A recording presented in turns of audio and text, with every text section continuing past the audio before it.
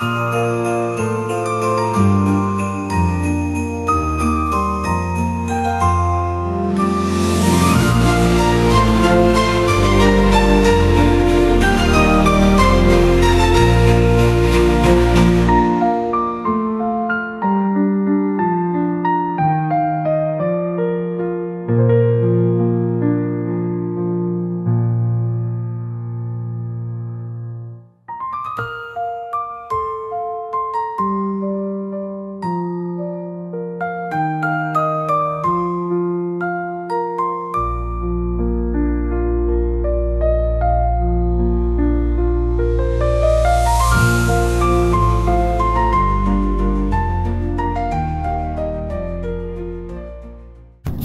guys! Good morning! Happy Friday and happy weekend to all!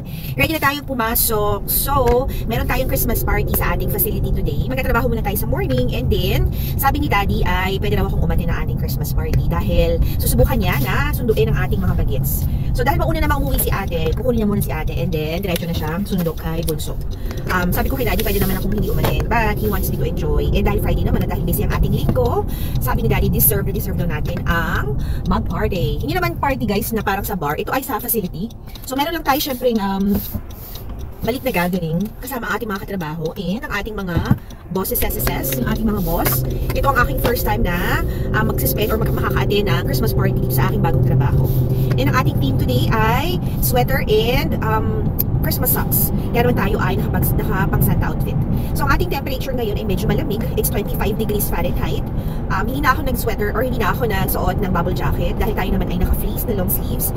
And then ang ating namang pasanta sweater ay medyo mainit din sa katawan. And besides, hindi naman tayo lalabas ng building. So maglalakad lang tayo ng konti from the parking lot papunta sa loob ng building. And then doon na tayo mag-suspend ng buong araw. So normally ang trabaho natin doon ay morning hanggang tanghali. But medyo extend natin ang ating oras. Tingnan natin kung meron pa silang pwedeng ibigay na patient sa akin para i-therapy. If not, magka-clock out tayo ng maaga and then babalik na lang tayo to attend the party. Whatever guys. Basta I'm excited for the weekend. Although, basic pa rin ang ating weekend dahil ang mga bagets ay merong mga sports activities. And then meron na naman si JJ na maghapong swim meet sa Sunday. So basically ang ating araw, nilolook forward natin at happy tayo kapag weekend. Hindi dahil sa tayo nakakapagpahinga.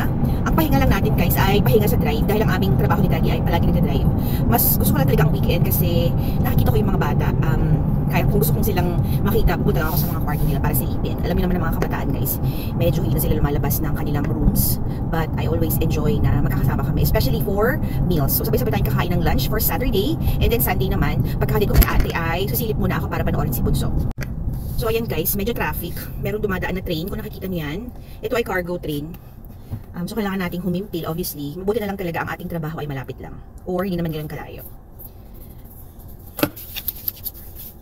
Ayan, tapos na ang mga kahimpilan. So dahil tapos na, nakalagpas na ang train, bubukas na ang bulaklak, charot. So ayan, bubukas na yung harang. So handa na ba ang lahat sa paparating na Pasko?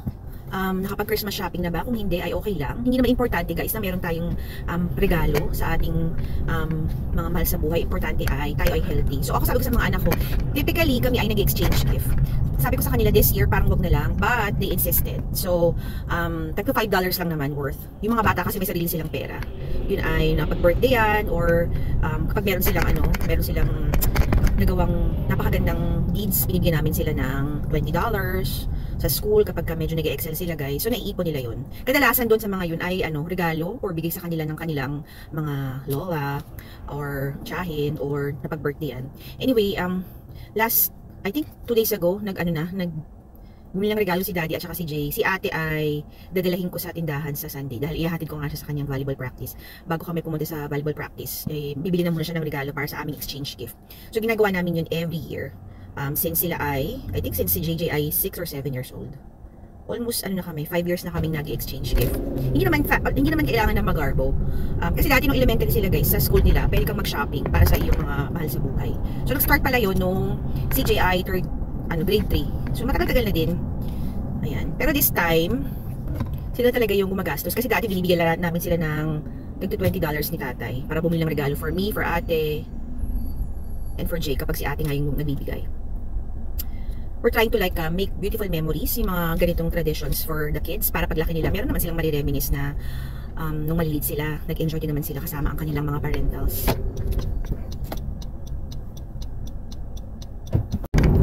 Okay guys, mahaba na naman ang ating video. Napakadaldal ko talaga.